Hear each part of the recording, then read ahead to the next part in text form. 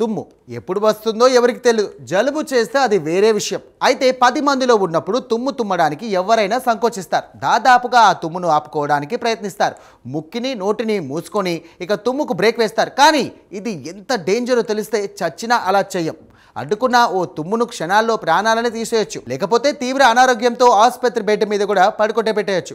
బాడీలోని లంగ్స్ను bomb పెట్టి పేల్చినట్టుగా పేల్చేయచ్చు. గొంతులోని పెదరంధ్రాన్ని చూసి జీవితాంతం గొంతును పనికి రాకుండా చేయొచ్చు. ఏంటిది, ఒక్క తుమ్మును ఆపకుండా మనం శరీరంలో ఇన్ని జరగచ్చా అని ఆశ్చర్యపోతున్నారా? ఎప్పటి నుండో తుమ్మును ఆపుకోవడానికి చాలా డేంజర్ అని వైద్యులు చెప్తుంటారు. మనం పెద్దగా పట్టించుకోం. కానీ తాజాగా యూకేలో జరిగిన సంఘటన మరోసారి తుమ్ముకు బ్రేక్ వేస్తే లైఫ్కు ఫుల్ స్టాప్ పడుతుందని నిరూపించింది. ఇక యూకేకి చెందిన 30 ఏళ్ల ఆరోగ్యవంతుడైనటువంటి వ్యక్తి డ్రైవింగ్ చేస్తున్నాడు. అతను డ్రైవింగ్ చేస్తున్నప్పుడు అలర్జీల కారణంగా తుమ్ములు మొదలయ్యాయి. కానీ అందరిలో ఉన్నప్పుడు అతను సిగ్గు భయంతో అతను తన ముక్కును నోటిని మూసుకొని తుమ్మును ఆపేశాడు. ఆ వెంటనే అతని గొంతులో తీవ్రమైనటువంటి నొప్పి మొదలైంది. లోపల ఏదో పగిలిపోయినట్లు అనిపించింది. అతనికి శ్వాస తీసుకోవడంలో కూడా చాలా కష్టంగా మారింది. దీంతో పాటు అతని మెడ కూడా ఉబ్బిపోయింది. దీంతో కంగారు పడ్డ అతడు వెంటనే ఆసుపత్రికి వెళ్లి డాక్టర్ని సంప్రదించాడు. సిటీ స్కాన్లో అతని శ్వాసనాళంలో 2x2 mm రంధ్రం కనిపించింది. ఛాతీ ఊపిరితిత్తుల మధ్య గాలి పేరుకుపోయింది. ఇది ప్రాణాంతకం కావచ్చునని ఇక వైద్యులు వెల్లడించారు.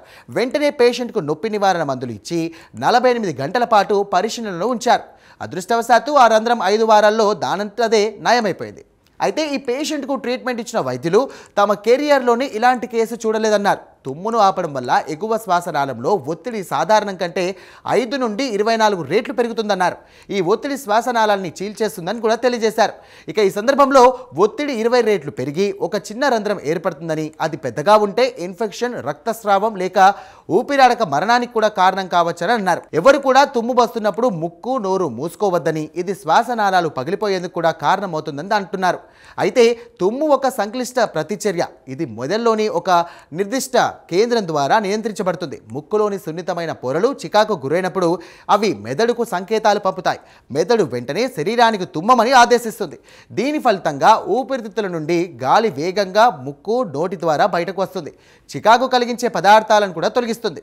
ఈ చర్యలో తుమ్ము చాలా వేగంగా వస్తుంది. అలాంటి తుమ్మును ఆపుకుంటే ఆరోగ్యానికి హానికరం. ఇక తుమ్మును ఆపుకున్నప్పుడు గాలి ముక్కు నుండి కూడా చెవికి యూస్టేషన్ ట్యూబ్ ద్వారా ప్రయాణించవచ్చు. ఇది చెవిలో ఒత్తిడిని పెంచుతుంది, ఇన్ఫెక్షన్కు దారితీస్తుంది. ముఖ్యంగా మధ్య చెవిలో ఇన్ఫెక్షన్ వచ్చే ప్రమాదం కూడా ఉంది. చెవిలో ఒత్తిడి విపరీతంగా పెరిగే కర్ణబేరి పగిలిపోయే అవకాశం కూడా ఉంది. తుమ్మును ఆపుకోవడం వల్ల ముక్కు, కళ్ళు మరియు మెదడులోని రక్తనాళాలపై ఒత్తిడి పెరుగుతుంది. ఇది రక్తనాళాలు పగిలిపోయేలా చేస్తోంది. ముఖ్యంగా ముక్కులో రక్తస్రావం, కళ్ళల్లో చిన్న రక్తపు చుక్కలు ఏర్పడవచ్చు. ఇక మెదడులోని రక్తనాళాలు పగిలిపోవడం చాలా ప్రమాదకరం. స్ట్రోక్కు కూడా దారితీయవచ్చు. తుమ్మును ఆపుకోవడం వల్ల తల, మెడ, కండరాలపై ఒత్తిడి పెరుగుతుంది. దీనివల్ల నొప్పి కూడా కలుగుతుంది.